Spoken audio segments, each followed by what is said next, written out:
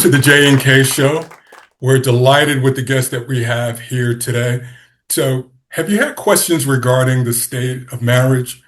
What state our dating lives are in? Well, Dr. Williams is on with us to talk about all of those topics and unpack them and really kind of give us an insight view in the dynamics related to marriage and dating, dot, dot, dot. Dr. Williams, thank you for joining us, man. We are absolutely delighted to have you on the J&K show. Yeah, no problem. I appreciate you having me on. This is quite the honor. Yeah. So, for those folks that may be out of the loop or living under a rock, why don't you take a moment out and just talk about who you are and what you do? Okay, so I'm Dr. Deonte Williams. I'm a clinical psychologist. I'm from the DC area. My expertise, based on my podcast, is obviously dating and marriage. And my career has basically been centered around clinical treatment related to couples and families. But I do have an individual treatment specialty in trauma, and they kind of go hand in hand with couples and relationships because survivors of trauma tend to struggle with dating and marriage as well as other intimate relationships in their lives. So it's been quite the thrill. I did some years in the military as well. I was in the Air Force for 4 years, and I worked managing a domestic abuse or violence clinic as the primary lead officer while active duty. Most of my patients, again, were couples who were going through strife and or individuals who were struggling with trauma. My training has been extensive, spanning from emotion focused therapy with couples to Gottman sensibilities from a treatment standpoint, and then with trauma as well, like following those same guidelines and adding prolonged exposure therapy and other modalities throughout the way. So it's been a long journey. This is my passion. Like I love this field so much. Everybody dates, no matter what. You, no matter who you are on this planet, being alone is not the way to go for Right. long extended periods of time. And finding love feels good. And my goal is to try to help people find it as best they can. Right. As a career choice, and to the depths in which you described it feels like we need to come up with a different term besides career choice because it really seems like it's a part of your life. Was this something that where it feels like you never chose it, it chose you, or was there a flashpoint moment in your life and you said, "Hey, this is what I'm going to pursue"? How did you arrive here today, being Dr. Williams, and what was that for you? Yeah, so it's funny you ask. Like me getting into this field was complete. I'm a man of faith, so I feel like God has pushed me in a particular direction my whole life.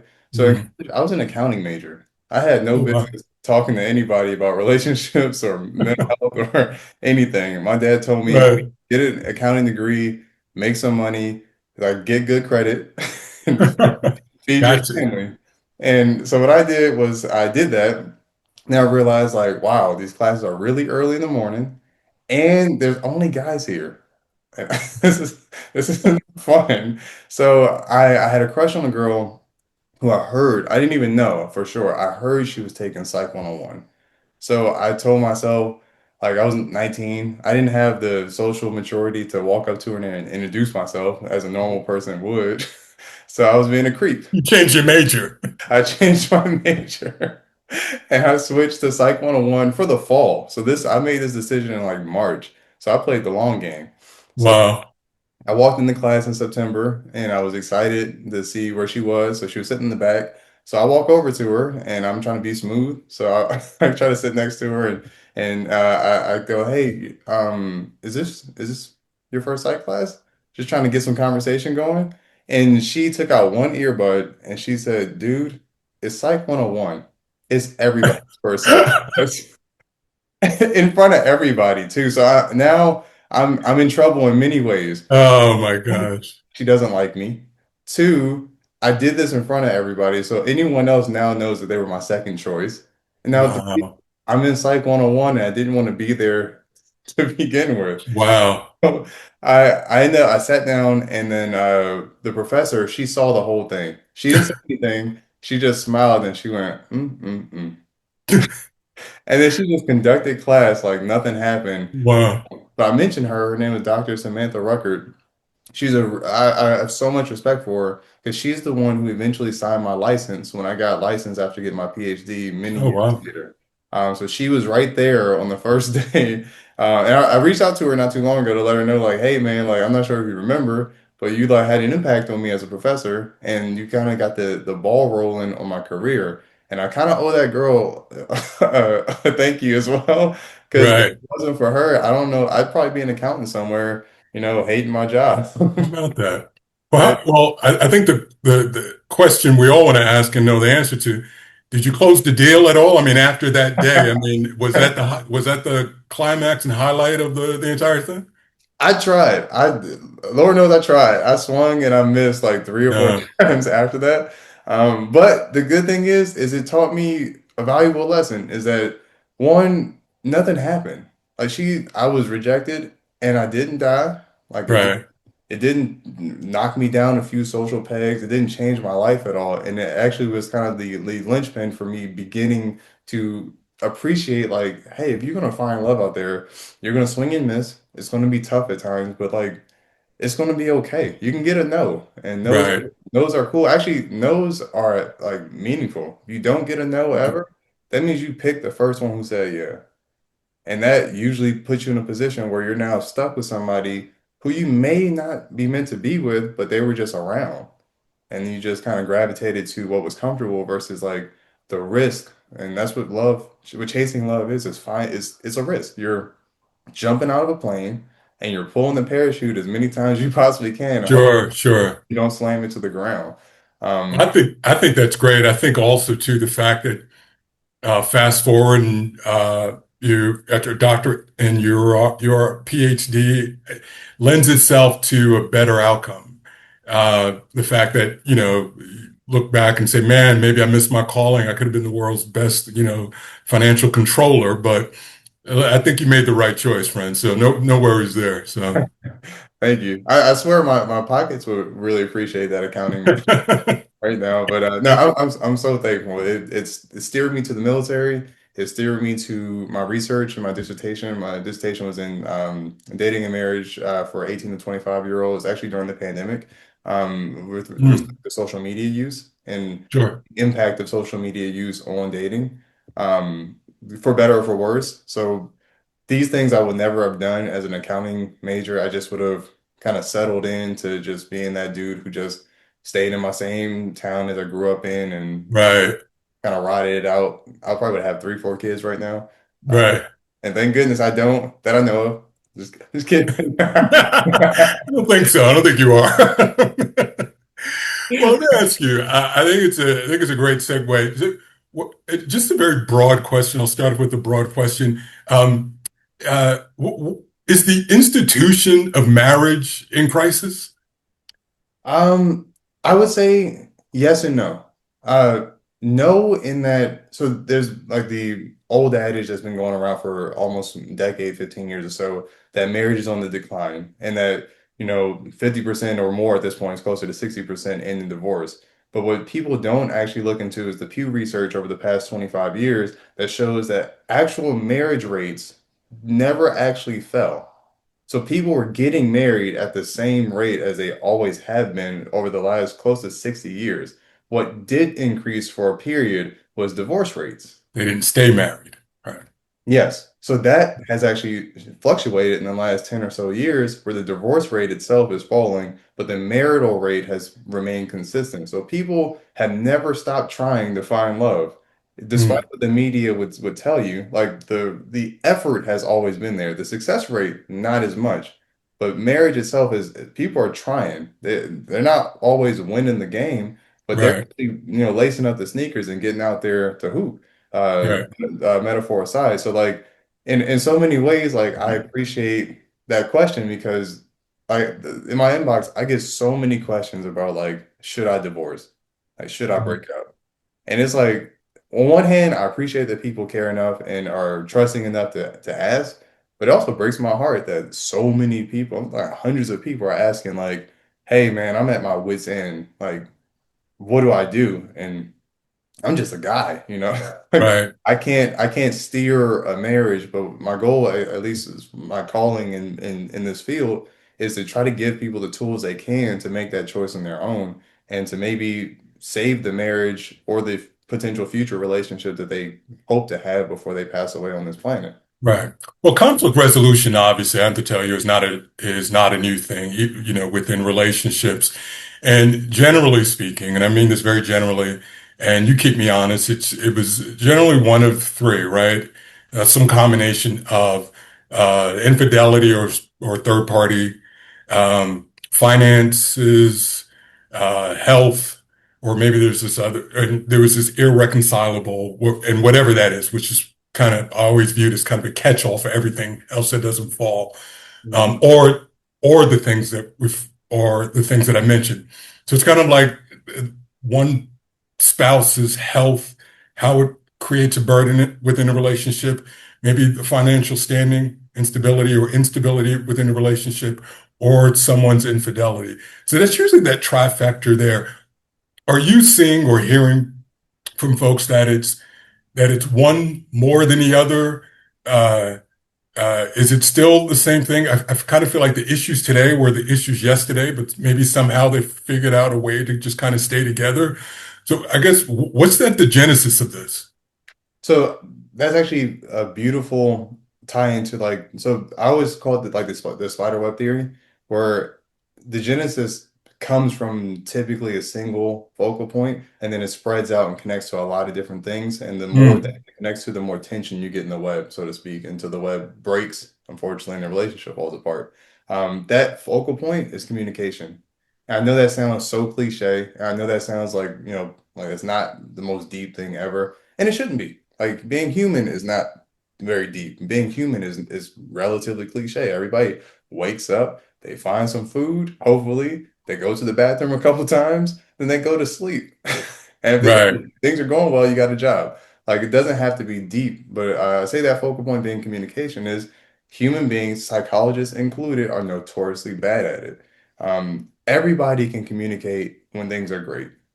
It's easy. Like telling somebody that you think they're attractive, telling somebody you think, like you appreciate them, telling somebody that things are, working, it's fine. Like that's why the honeymoon phase is so coveted by so many people early in a relationship, so much so that they wanted to continue. But the hardest thing is communicating in conflict when you're angry. And I heard one interesting question I got from somebody not too long ago was they asked, every time me and my husband, it was a female, and she said, every time me and my husband get into an argument, uh, I feel like I want to break away from the conversation for 15 to 20 minutes just to cool down, to be able to come back to the conversation. And he's always saying, well, hey, we should push and try to figure this out despite the high emotions. And mm, asking me like, well, what do you do? Like, who's right or wrong? And first, I say nobody's right or wrong. Everybody's just swinging and trying to make contact with something illegal. interesting. Okay, But in communication, conflict resolution, the skill in itself is not being able to manage your emotions by yourself, separate from the union, and then come back later for conversation. That's actually the easier way out, contrary to popular belief. True conflict resolution is being able to maintain some heightened level of emotional distress, manage it in the moment, and then actually convey communication between two people or more when that emotion is present. That is the skill. And that's the skill that most people do not actually practice. And if you don't have that skill, imagine, to your point, trying to talk about money, trying to talk about fidelity, trying to talk about sex and intimacy. How do you do those things if you never manage that initial skill? Because all those topics are hard. right, Talking about cash, like I don't know. I grew up with no money. So like imagine like how hard it is to have a conversation about like not having your sexual needs fulfilled when you right, like yeah, when the bills are due and right, you don't practice the skill of communication, like those things become almost impossible. And that's when people just stop talking and they just start getting on that hamster wheel. Just let's just do this until the kids are old enough where they won't be affected by the divorce. right. Is there I kind of, and I apologize in advance if I'm jumping around a little bit, but we talked about this, where you're saying marriage, the rate of marriage is consistent.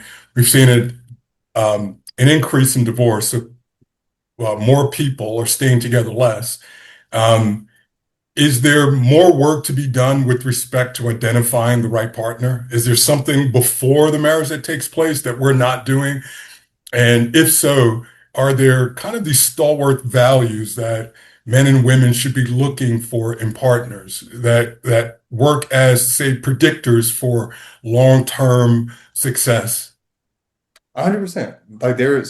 Like the idea of scrutinizing human behavior is just like communication is a skill. People act like, well, I grew up, I got older, so it means I grew up. And it's like, nah, that's not how that works. Like you get Hmm. taller if you're lucky. If you're lucky, you get taller. You're like me, you get balder. We have the same barber. Yeah. But like if you're if things if you're trying to work on a skill, you don't develop that skill by doing something else. Like if I want abs, I don't get abs by working on my biceps. And the same when Right, it comes to scrutinizing human behavior. If I want to actually start to sift through this massive 8.8 billion people on this planet to find the person I'm supposed to be with, then I don't just get it by happenstance. I gotta go find that person and then be able to identify not just what I'm looking for, but mm, very closely identify what I'm not. And that's like the easiest step. Well, unfortunately, the harder step is once those people start to engage with you, because sometimes people who you're not meant to be with like you, and right, being liked feels good. So, sure, like, how do you like distinguish between somebody who just likes you and is just around, which feels good, versus somebody sure. you're actually compatible with? And that is a skill where people, like in therapy, like if I was working with a couple, or even an individual, I always ask the question like, like you say you want to find love. What does that even look like? Like, do you Mm, have an archetype? Like, how do they talk to you? Like, yeah, how do they refer to you when you're arguing? Do they call you outside your name? Like, are you physically intimate with that person, and not just in the bedroom? Like, do y'all hold hands? Like, do you guys sit with each other on the couch? Like, do y'all share blankets when you're together on an airplane? Like these little things that are so right, seemingly insignificant that actually matter when you're with somebody all day, where I mean, you only have sex like. I mean, things are going great a few times a week, but like at like most of a relationship is like what Chris Rock said, eating and talking. And if then those right. together, the more of that you're doing than anything else. And if you're not really compatible with the person, it's really hard to eat with somebody who you can't stand. Like It's true. it's really tough. Like when you love them, oh, they get a little mustard on their cheek. You're like, that's my girl. Right, right, right. When you can't stand them, it's like, yo, get For this the person a slob. napkin. Yeah, they're Right, gonna lose, and I gotta pay for this. Like, right, right. but That's a great point. And also I think the question in that kind of same realm of identifying or looking for that right person. One of the things we see a lot online and other places is age gap dating, specifically older men, younger women. Um, what are the pluses slash minuses to relationships like that? so it depends largely on the person and the amount of years. So developmentally speaking, there's a ton of difference between like a 15-year-old and a 25-year-old. Great, also it's illegal, but like Yeah, I was, the fact that it's like not yeah, illegal, but like okay, developmentally speaking, that's a huge gap. And so many people, they say 10 years in that context is the same as like 35 to 45. And it's like not really. Like there's a lot of development that happens in those early formative years that aren't necessarily like guaranteed or relevant in those later years as you creep closer to middle age. So the benefits of dating, like you're like 40 and you find someone who's like 31 or 32, benefits could be easily that you're both in a position where you're professionally established and you're ready for a family and you've reached a point in your life where you've actually developed the skills we talked about earlier in communication and emotional expression in tense and difficult moments where those things happen as you connect with each other emotionally and intimately at that age. right, Downside is, and this sounds like a silly practical matter, but I mean, if you're 40 and she's 31, she might not get your jokes. She might not get your yeah, references. Like, which seems like oh silly, but it's like your generation is a part of you. It's how you right, grew up. So like it's a connection that you may not be able to have, but that can be there can be a silver lining there where if you find the right person who's interested in you and they're compatible with you and all that good stuff is taken care of, they may be actually interested in generational things that are outside their scope. Just Yeah. you might be interested in theirs. Like, actually, so I was watching basketball like a couple of days ago. Excuse me. And there was a couple, they do the kiss cam. Yes. Yeah, so there was a couple, they were doing the 6'7" cam. So like I hate it to be honest, but they send the camera around and everybody's just doing the 6'7". Right, right. So there's a man who if I had to guess, he was maybe in his mid 70s. Like Okay. he looked good for his mid 70s. He had a little scarf on, a little, little Kango Right. hat. But he Uh, was doing the 6'7", and his girl, I'm assuming she was his girlfriend or his caretaker, but I'm assuming she was his girlfriend because they look close. But she was probably around like I'd say at most late 20s, and she was doing the 6'7" too. And that's again one of the downsides. I don't know these people. I don't know their connection, and I'm not going to judge their connection because again, they're on TV. However, the outside perception is that this man is like 40 years this woman's senior, and he's interpersonally out of place because he's doing a 6'7" child trend. right. He's with the person younger than him, like in a way that's very noticeable. And it's none of it's wrong, none of it's illegal, but it does have social currency to the people who meet this person and that spouse. And it does have Sure. social relevance to their relationship as like child rearing goes, family building goes, and then the financial dynamic potentially from someone who has 70 years of financial capital versus someone Sure. who doesn't. So these things become relevant only when things aren't going well. You know what I mean? Mm, Like your your vehicle that you're driving your relationship in only becomes problematic when the AC stops working. right. You know what I mean? Sure, sure. Yeah, I'd see that. I know that we've had these discussions, and I've often wondered if it makes sense because if there's a person who's, in this case, I said older man, younger woman, and this woman's going through her life, it would seem from a practical standpoint, remove the social aspect of it, but from a practical standpoint, if there's this kind of Obi-Wan Kenobi person in your life that can say, hey, there's a open manhole cover around that corner. Watch out for this. Be mindful of that. And you can walk that path and kind of miss these eventual pitfalls that you would fall through otherwise if you didn't have someone there to kind of guide you through.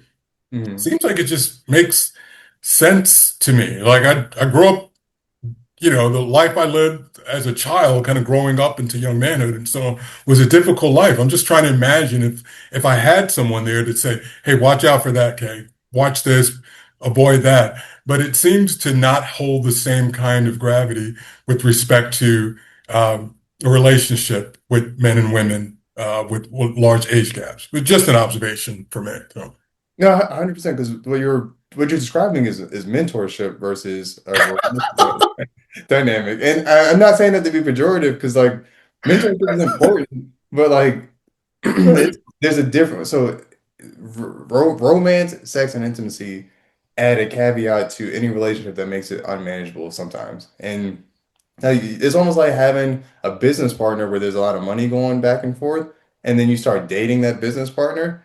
It changes everything. It puts you in a position where now it's like oh my I God. can't sue this person because Right. I'm emotionally attached to them. So if the money go bad, now we got a Scarface situation on our hand. Like Oh, so the point you're saying, I do respect it though because the idea like in a relationship there can be on both sides like a degree of mentorship because that's what a partnership is like at times like if I'm in a relationship with someone they're going to know some things that I don't know and I'm going to know some things they don't know and we both need to have the humility to work as a team to share in the things we don't know and sometimes that mentorship dynamic is reversed depending on what the subject matter is. sure. However, huge however, that's all contingent on the fact that people on both sides are maturing. And my grandma, she's 97. She used to tell me as a kid, like, people don't grow up, they just get old. So many people like assume like if I just got older, it means I'm wise. It means I'm sage-like. And it's like that's not true. Like I used Right. geriatric psychotherapy and there are people in their 70s, like especially with the trauma subject. And when I say trauma, I'm not talking in the colloquial sense that people throw it around. Like I'm speaking about the clinical definition of trauma. We're looking at like sexual violence or physical violence, whether you experienced it directly or it was something that was so close to you, witness wise, that it could have been you and you just directly saw it. Those things, whether you're 20 or 70, they don't just go away. Like Got it. it affects you. So like if you don't ever work on them, you don't just age into maturity to be that romantic mentor that you're talking about. It's something that just doesn't happen and you're just getting old. So I always tell people like you can push off like the things that hold back your relationships. You can push off your mental health struggles. It's a thing you can do just as much as you can drive your car with your feet. Eventually, you're going to crash. You're not- Right, right. You can do um, it, but it's not ideal. Right. absolutely. Well, Right. to answer your question, I'm not sure. Yeah, no, that it really is. You really did. And you kind of skirted on something in this perfect segue, which is couples therapy. And uh, you hear it a lot. People talk about couples therapy, and I think it's great. Certainly a need for it. But I've often wondered, and maybe because I've been in a relationship or two, that maybe where I've kind of thought about this, where the idea came up, hey, maybe we should do couples therapy. And I've at times have been reluctant. I would do it, I would, but reluctant from a standpoint of I generally felt like she needed to have individual therapy, right? And I viewed the couples therapy as a way to, I shouldn't be putting myself in this, quite honestly, in this interview, but I'm doing it. You just Okay. had this disarming way about you, Dr. Williams. Um, but I was going in feeling like, okay, all this therapist is going to do is to try to convince me to accept bad behavior because this person needs to develop or needs to go through therapy to deal with some things that they brought into the relationship that they would have outside of our relationship, something or things that they're dealing with as an individual. So the question after I put all my business out there um, is there some validity to that to where as an individual maybe you can complete that uh, therapy as an individual before there's this couples therapy. Yeah, so 100%. So I'm actually Can glad I give you her number, please? I'm just no. Sure. I'm sorry. I digress. Okay, let's No, get back. so you're actually right on the money. So like so I want to hit on two things. So first, the individual therapy component. So many people go to therapy as a means of just fixing problems in the middle of crisis. And I always liken that to like trying to put your seatbelt on as your car's crashing. You're gonna go Wow, flying through I the like that. window. Like it's too late. Like there's a point in life where the crisis is happening no matter what you do. Like therapists aren't magic. Like I'm just a guy. Like I Right. can't fix you as a person. That's not my goal. Sure. I don't fix people. I don't give advice. Like my goal is specifically to give you the tools, teach you the tools together. So we work when you get back up on your bike with those training wheels on the bike. And as we push, we slowly remove individual one training wheel, two training wheels, and I'll push you as hard as I can for that final push. And you ride off into the sunset and get on your bike and balance on your own in theory. So many people don't do that. And like I said, like imagine like a person who's dealt with like childhood trauma in some capacity, and then they don't ever deal with it. And then they get married. And then they're in a relationship and they saw conflict dealt with in their life in a violent way. So they bring that into the relationship. And it's not because they're a bad person, it's because Right. the human brain, as complex as the brain is very predictable. The human brain likes sameness. It would prefer sameness that isn't functional, that isn't working, over something that's different that might work if that different is the unknown and is perceived as scary. So many people just continue patterns. That's why patterns are so prevalent in human behavior because it's just I just take the evil that I know versus the potential angel that I don't. And they bring that into a relationship and then look at you like, well, this is how I Right. saw life being dealt with. And when I get angry, I curse at people. When I get angry, I throw stuff. When I get angry, I hurt people sometimes. And sometimes people have insight about why they do it, sometimes they don't, but either way, the damage is being done. And to that, I say, I think if a person has those experiences, individual therapy is a must before couples therapy. Because what good is couples therapy when when you're coming in with all of that baggage to begin with? However, couples therapy, so many people act like couples therapy is like having a referee. If your couples therapist is refereeing arguments, fire them. Mm, Get rid of them. That's not their job. Their job is not to referee. Their job is not to tie break. Their job is to help communication be facilitated through the relationship and to reestablish whether we want this, whether the relationship matters enough to us to put our personal things aside. There's a commitment not to you or to me, it's a commitment to us. So in couples therapy, the first thing a couples therapist truly should do is assess the motivation for the people in the session to actually want to stay together. That's a huge component, and so many people skip sure. that. They just get right into therapy, like, what's the conflict? What are you guys arguing about? It's like, yeah, we'll get to that. There's plenty to talk about, like when Right. conflict. But do you love this person? Are you guys committed to this working? If Right. the answer is yes, then let's build from there and start to address the not the conflicts. The conflicts are going to come, whatever the minutia of the details are, infidelity, financial, like these things are major problems, but Sure. they're going to be there. But if you don't develop the skill of how to talk to each other, then those things become background noise to the destruction of your relationship. Yeah. So Yeah. see, I guess in a nutshell, couples therapy is not something that should be done like with individual therapy when the wheels are already coming off the vehicle. Like you need to go to couples therapy. Honestly, treat it like learning how to drive. You go to couples therapy the way you would go to driving school to learn how to operate this vehicle that can kill someone if you're not careful, that you Wow. can damage a life if you're not like super gentle with this massive responsibility of driving and steering us on this path of life. And then once you do that, you learn how to wear your seatbelt and respect the lanes of the road that you're traveling on together and the passengers in the vehicle with you. And then when you Wow. do that, you start hitting conflict. You're in the car and you have the skills to make sure the car don't get flipped over when you're driving through life. Yeah. But if you don't do any of that first and you just go to couples therapy, I can promise you it's not going to work. Yeah. That I no, I listen, I agree with it. It makes a lot of sense to me, although some of my thinking tends to be a bit linear. But I couldn't agree more. And you talk about that childhood trauma and those things you come into a relationship with. Certainly not this call, but I would love for us to talk at a later time about ACEs and so on, and how that childhood trauma and how it affects people as adults and so on. But staying in this relationship space, um, in your practice, have you seen this maybe a change in terms of how people are connecting? At one point, it was IRL, right?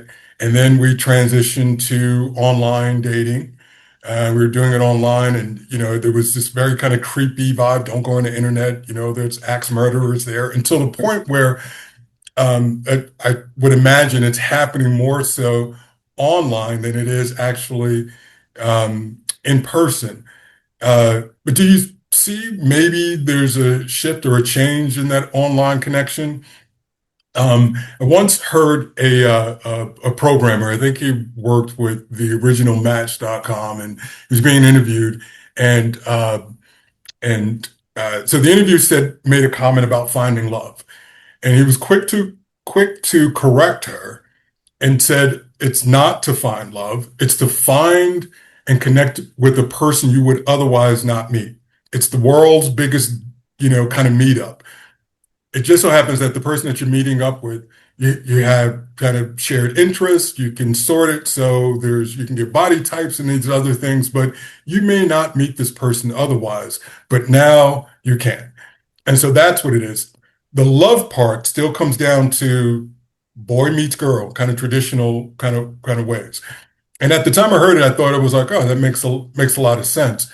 Mhm. But I often wonder, do society, do we view it that way? I think people make that profile expecting to find love. And I wonder if we're now kind of transitioning away from this online experience and saying, hey, we need to go back to meeting people, close enough I can smell a fragrance and shake a hand and so on. What have you seen in your practice and dealing with couples and as such? So it's based on region. It's very geographically specific and culture specific. So so when I was in the service, I lived in Italy for a few years, and dating in Italy or like Germany is way different than dating in like Michigan or DC. Like it just depends on where you are. But one thing to your point, I have seen is a general, for better or for worse, a transition to using dating apps as a bit of a shield from the real life experience of someone telling you that they don't like you, which Mhm. is a natural aspect of dating. I do want to touch on on that person's point about Match.com too. I don't see it as necessarily just, well, you're searching for people within a pool that you otherwise wouldn't have met, because that's true. That's 100% accurate. However, it doesn't have to be black and white. It doesn't have to be that or love. You're looking for both, because finding somebody who is all the aesthetic, has all the aesthetic accoutrement, I guess, that you would be looking for, like with no love, is like finding a mannequin that you're really attracted to. Like it can be Hmm. it can be awesome. Like they can have every single thing that you are looking for, but without love, it's just an android that you live with that doesn't necessarily actually like connect with you on a personal level. Which, like, I had a patient once who was saying like I'm dating this person. I know they're objectively attractive. I don't I can't see them as attractive. I know they're Hmm. they're beautiful. Wow. Like they are like the American standard, I guess, or Westernized standard of beauty. And I'm just not feeling it. And I told him like, well, maybe it's not a problem. Maybe you don't have to feel it. Maybe like there's pressure to Hmm. make you feel like this is something that you should be into. Right. People are saying, well, this person, like I had an ex-girlfriend who was like that, who like she was beautiful, gorgeous woman. And I just was like, like we we didn't like we didn't click. Like she's a nice Right. person. She has a family now and everything. But like I just was like, yikes, like this isn't working. And Right. like one day we actually had a conversation about before we broke up. And she was like, yeah, I kind of feel the same way. And it wasn't nasty. It was like we're just we're just going different directions, like Sure. aesthetically and emotionally. But to the point about like dating and the drift away from in real life like things, one of the questions I get a lot is about the cold open. Like if I'm not on dating apps, which have been a nightmare, how do I talk to people that I'm into? I've gotten this from young men a lot. Um, how do I, if I see someone I'm into, like Dr. Williams, like, give me some advice on how do I approach this girl that I've seen at the gym 20 times? Like, what do I say? I've already seen her enough where she knows I'm looking, but I've been too scared to talk to her for like Wow. 6 months. Wow. What do I do? And I actually appreciate those questions because it's one, is very vulnerable. It's super honest to ask another stranger, like, hey, man, I like somebody and I don't know what I'm doing. Help, Sure. help me, please. Like, Right. I'll Right. I'll take that question all day long. And to those situations, I always say, like, it's first of all, you got to be real, you got to be respectful, and compelling. All three. And it has to be quick. I always call it the 30-second rule. Like if you're like this poor person, if you're done with dating apps and you don't want to necessarily go that route and you want to figure out how to speak to like in the context of that guy who asked, like a young man who's looking for love and can't find it and are still, interested in finding it somewhere. Um, 30 seconds or less. You see somebody you find attractive in the first Okay. 30 seconds, do something. Because if it goes on beyond that and you're still just looking and looking and looking, it becomes creepy and creepier and creepier Right. the longer you're Right. just staring. Especially if she's on the fence about you. Like sometimes like there's a person who might be into you or may not really be into you or may not even notice you until you started talking and became real, respectful, and compelling. And then she's like, you know what? I think Jonathan's all right. Like he's kind of Sure. funny. Like, but those three things are important though, because if you're not real, whatever foundation you're forming is going to be completely, it's going to be basically a house built on sand with no foundation. It has to be respectful, because if you're not respectful and she doesn't like you, then you're opening yourself up for a harassment charge. Right, right, right. Keep it Yeah, respectful. it is a thin line between creating this kind of creepy vibe, And to your point, if he's up to 30 times seeing her and so on, um, I guess it's what he's done with those 30 different times that he's seen and what he's kind of exuding. We can sometimes send those signals, I guess, probably when we don't even realize we are. So to your point, I agree. Uh, Make a move, right? Like pick a side, go in and say something or not. But to kind of be this kind of lava lamp, just kind of hovering around and taking different forms. Yeah, I think that you're going to kill it before you even have an opportunity to even put your best foot forward. Speaking of, Yeah. so um, a lot of rhetoric online about coffee dates and anti-coffee dates, probably a better way of putting it. Now, understanding a coffee date is a metaphor, right? It's a metaphor for just get to know you on the first date, not spending a lot of money, right? It doesn't have to be a coffee. It could be a bit at the park or anything. But for men, it really is about, hey, I want to get to know you first before I make this financial investment. And so you have this community of women on the other side that say, I don't do coffee dates. We were talking about online, they'll put that in their profiles. Um, I'm not sure if I'll ask this way, is there for lack of a better term, a community of women that can demand that, right? That pretty has a privilege. And so coffee date isn't their lane. Um, or is this just dead on arrival? That what it shows is that if you are willing to sit down with me without me having to take you to Capitol Grill on a first date, that illustrates that there's some interest in me and not just what I can do for you. So Who's right and who's wrong, I guess, you know? So people can do whatever they want. I always tell folks like at the end of the day, you gotta go home, sleep in your bed, and whoever is there or not there with you. And you gotta look in the mirror on what decisions you've made in life. However, so that's to the point of people who are anti coffee dates and like, hey, you know what? I've set this standard for myself. I've heard that before. And one thing, so when people draw hard lines in the sand about people they haven't met yet, I always Mm, scrutinize their thought process a little bit because right, like you're drawing a hard line in the sand based on likely a previous negative experience to people right. who you don't know who might be the one that you're already shutting out of your life. Sure. So I always look at those like I don't do coffee dates, tiny parentheses, unless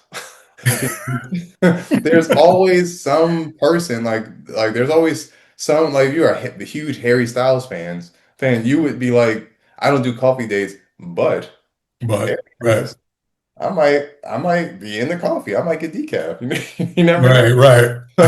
So it's one of those things where it's like I take that with a grain of salt when I hear people make these grand declarations, especially in public places or public forums like the internet. Like anytime, it's like praying in public. If I'm praying in public, like no disrespect to LeBron James, but every time I see him praying in public, I start laughing because like if your connection is really that strong, you don't need us to see it. Like it will be there. Like Hmm.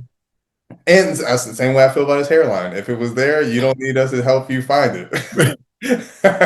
So sorry to take a shot at I can LeBron. debate you on the public prayer, but I'm with you on the hairline, man. Just let it go, brother. Yeah.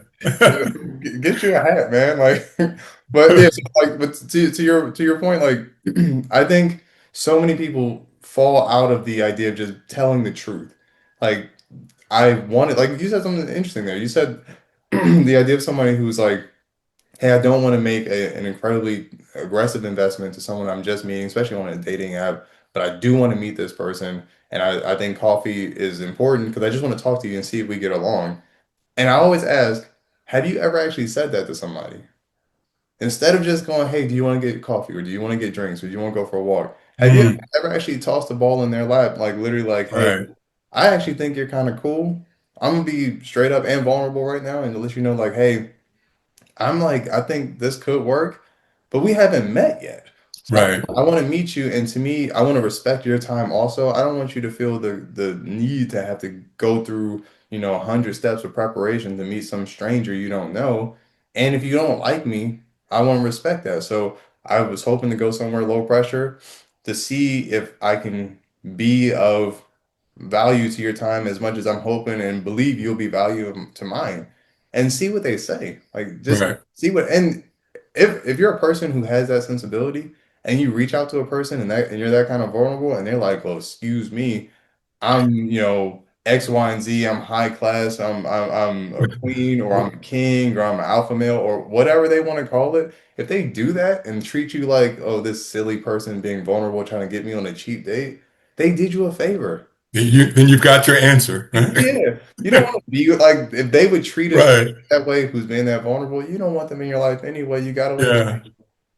No, I agree with that. Yeah, you got your answer.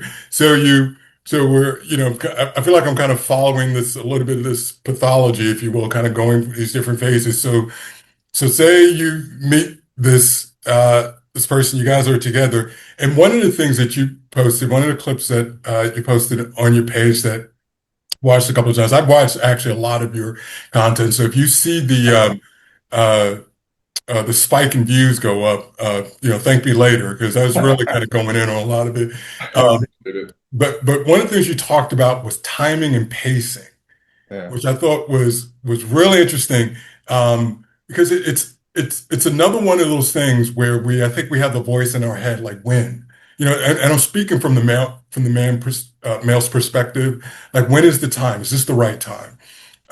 What are the cues? What are the signs that you're going to look out for? Are we misreading them? And so when you kind of touched on that, I thought that was great. And I wanted to make a point to bring that up during this conversation. Can you kind of expound on that a little bit and talk a little bit more about that pacing and timing?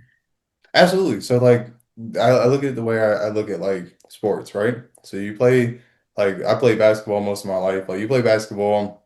If you're 16 and you're really, really good and you want an NIL deal, it's not gonna happen. Too young. You're not in college yet. I mean, it actually could happen nowadays, like as loose as those deals have gotten. But for the most part, generally speaking, you're not going to be making those graduated steps until you get to that place in your life. And dating is similar, where if you're walking into a relationship and you're trying to have kids right away and Mm, you haven't consulted the person you're with and you actually haven't developed that sense of like mutually identifiable timing that you're hoping to land on together at some point as far as the time periods in which you want to hit these milestones, the relationship is going to struggle because you're going to at some point feel unsatisfied as much as they may feel unsatisfied that certain things have or haven't happened yet based on where we are, and a lot of that timing issue comes with communication. So like for instance, I was in a relationship before where we both wanted kids, but we were not consistently comfortable with where we wanted to have these kids and the timing in which the kids would be appropriate for our careers. And it ended up being a huge sticking point, and the relationship didn't work out because of it. But that was a major point of concern. And at the time, like I look back and I think like maybe more communication was necessary mm, sure that these things didn't have to become an issue as you were starting to run up against the shot clock, so to speak, and to keep the sports metaphor going. So timing is incredibly important, and patience comes with that. But like timing and patience mean nothing without communication. And if you don't right. share like what your timeline may be, then it's not going to work. And if you keep your timeline hidden to be kind of like sneaky, like there's been like I've seen on TV like a few times. Like I won't mention the specific shows, but I'm on YouTube a lot, and I see a few. I love reality shows just for the research purposes alone. Research. Yep, got it. Of course, research. But I've seen people like I was watching a clip from The Office the other day, and Kelly told Ryan that she was pregnant just to get him to go out on a date. Like, Wow. and it was effective. Ryan was scared, and he was like, she literally, I think that she told him like, "Hey, you're going to have to figure out what you're going to do with this relationship because I'm pregnant, buddy." And then they immediately smash cut to her individual interview, and she was like, mm-mm. But Ryan didn't know, and he was trapped in that sort of feeling of like I might be a dad, so I have to be with this person. Right. That's a huge like toxic example of where timing isn't working. Because at the time, I think it was season three, maybe, but he had just got Jan's position. He promoted to a higher position in the company. She was still working back in Scranton. They were at long distance. Like there were a lot of things that weren't lining up that if anyone objectively is looking at their relationship, you go, this is not going to work. These people don't need to be together. Sure. Fortunately, it's a TV show, so nobody got hurt for real. But in real Yeah, but a life, little bit of probably art imitating life, right? Like yeah, there's how many of those cases are really out there where that's taking place? I Yeah. think they actually I, dated in real life. I'm sorry? I think they actually dated in real life too. I Oh think wow. and I think I don't want to get sued, but Yeah. I think they actually did for a little bit. I'm not sure if it was truly art imitating life. It might have been. You never know. Yeah. So I've got one last question for you, but before I ask, what's what's the one big thing, that you can share with our audience, that one takeaway, for someone that has seen so many relationships, repaired relationships, that has a true understanding and a pulse of where our psyche is in and around relationships, marriage and dating and so on. What's a good takeaway for the folks watching? I would say humility saves relationships, and it has to Mhm. be mutual. Like so many people think that like the idea of saying sorry. That is a true skill that people just Amen. do not have mastered, and it will destroy your relationship. If you can't apologize or admit you were wrong ever, maybe y'all last a few years, but eventually it's like, man, this person never admit that they did anything wrong. It's always Right, me. It's like they never say sorry, or they say sorry and it's insincere. Like, right, all right, I'm sorry. You ready to move on? Like, that's not an apology. That's not real sure, sincere. And I say mutual because there are a lot of uneven relationships where there are people, one side is willing to take the L and the other side never is. And it works because there's a person always got the other one under their thumb. And when I say it works, right, it means that it lasts. Like, but longevity is not an indicator of a successful relationship. Compatibility and happiness is. Like you can be in jail for 40 years, doesn't mean that's a successful 40 years spent. Like a lot of relationships can feel like jail too if you're not working on these things. sure. You really want to call your relationship successful and happy, ask yourself truly like when we have conflict, when there are problems, do we actually either one of us have the humility to apologize and mean it and not have it be transactional? I'll say I'm sorry if you say X, Y, and Z, or I'll say I'm sorry if you do X, Y, and Z. It's more, hey, I recognize what I did was not helpful, and I apologize. Intent versus impact. Maybe I didn't intend it to mean anything, but the impact was something pretty major. I'm sorry. Um, and for a complete sidebar, sorry without a clause. There's nothing worse than a person who apologized and they add a caveat that's an explanation because it indicates that more important than this apology is my rationale for why I did what I did, which is irrelevant to the person. If it's your birthday and I'm standing here with my Timberland in your birthday cake, I don't want to hear how your shoe got there. Right, I just right, want you to be sorry for it and find a way to replace my cake. Like right. so many people just don't understand that, and then they wonder like, do our arguments always go to a nasty place?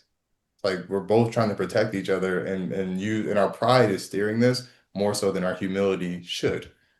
I Um, think also too, you're on the I don't know what the roles would be, but the person apologizing has to be on the time of the person you're giving the apology to. Because I feel like at times it's like, well, I've already said sorry twice. How many times do I have to say it? And I've often felt like, listen, if you broke it, then you've got to put the work in to repair it and fix it, however long that takes. If the relationship is that important to you, if the person is that important to you, right? Because it's not just a matter of saying sorry. You're trying to regain a level of trust, maybe with someone, trying to repair that relationship. I think there's more there than just the words, and then and then taking the position or understanding that the apology isn't for you. I often feel that people say it, and they've got a counter because they're thinking about themselves. But mm, if I turn that focus around and think about my partner, then I'm going to do what's necessary. So whether I say it 100, one time or 100 times, I'm going to say it however many times it's necessary for me to repair that relationship, to fix the thing that I broke. Um, so what's your feeling on that? so I think it's a great point. Like trust, so trust and love are a series of routines. Without the routine, they're just words. And the routine plus the delivery mechanism is important. So I always say like the like idea of like saying I love you to a person. They're just words, but if I tattoo them on my knuckles and punch you in the face, I've delivered the same message, but the delivery system was completely damaged and it's Wow. not helpful. So like the idea, like you said, an apology means nothing if it's not accompanied with behavioral practice and routine that go. Right. So like Right. if I say I'm sorry, but my behaviors are not consistent with being apologetic or contrite, then the apology means absolutely nothing. The same goes with love and trust. Like trust is a routine. Like if I say like I'm a faithful guy and I won't cheat on you, it's like that's cool. But like I know that that's true because you come home every night. I know that Mm, that's true because right. when you on your phone, you're not shielding it from me being weird. Right. I know it's true that that I don't need your passwords. I don't have to check anything because Right. you say you're going to be somewhere, you're there. When you say you don't talk to certain people, you don't. You say you're going to be there for me, you got my back legitimately, and I have a history of you doing so without fail. And the idea and that history gives you some equity when you make a mistake. You can say like, "Hey, I'm the guy who's always done what I said I was going to do.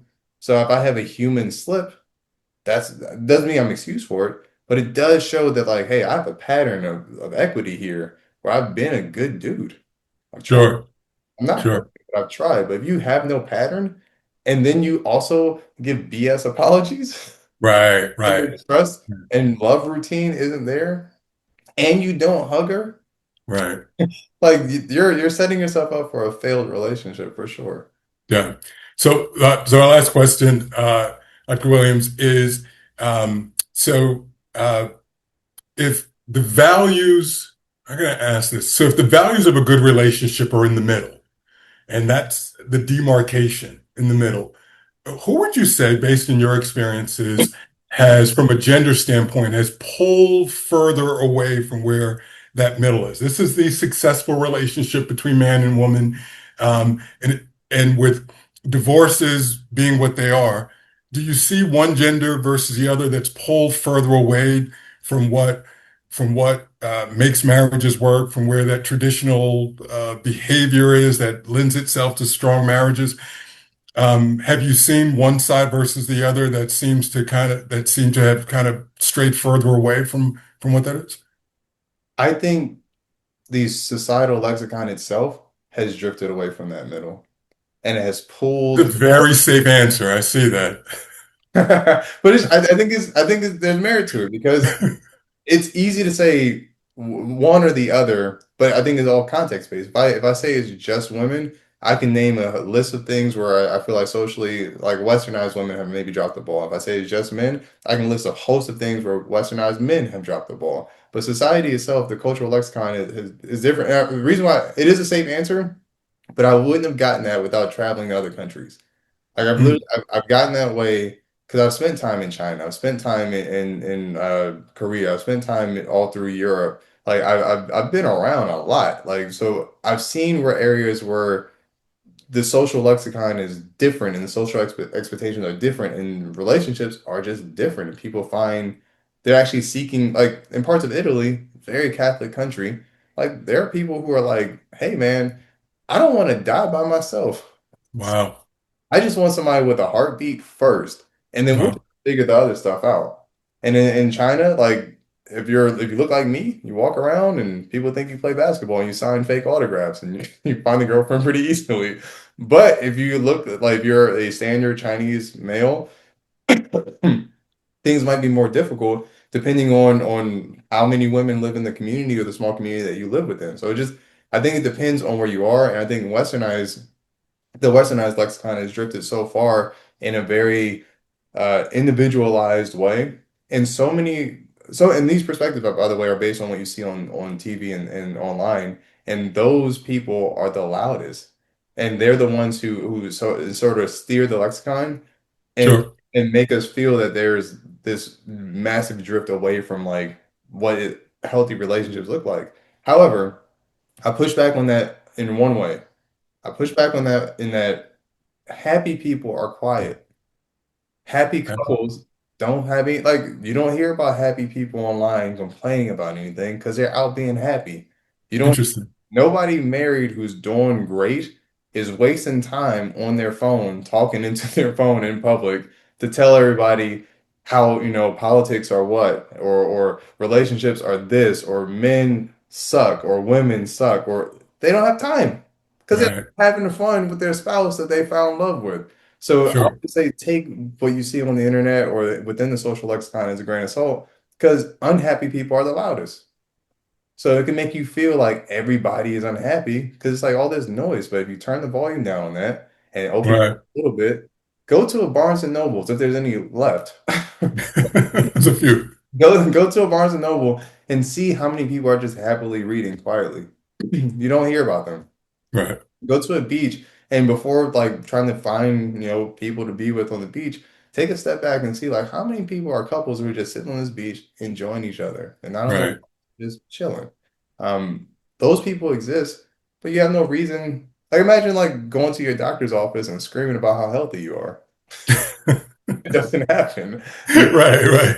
screaming when it's like, man, hey, my cholesterol is high. Give me them egg whites. I need Right. I make it. But like a happy person who's comfortable and healthy, they just quietly sitting there eating their, blueberries, minding their own business. And Sure.